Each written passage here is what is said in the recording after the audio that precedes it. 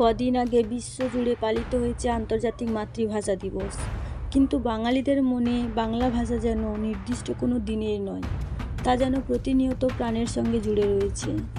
সেই ভাষাকে আবারও সম্মান জানিয়ে সোনারপুর রাজপুর পদ্মমণি গার্লস হাই স্কুলের ছাত্রী ও শিক্ষিকারা সম্মিলিতভাবে এক অভাবনীয় ভাবনার প্রসারণ ঘটালেন।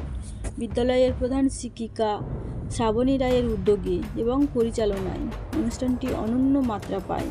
বিখ্যাত সঙ্গীত শিল্পী সদ্য প্রয়াত প্রতুল মুখোপাধ্যায়কে স্মরণ করে তার বিখ্যাত গান, যা বাঙালির মনে শিহরণ জাগায়, আমি বাংলায় গান গাই, আমি বাংলার গান গাই, এই গানটি উপস্থাপনা করেন।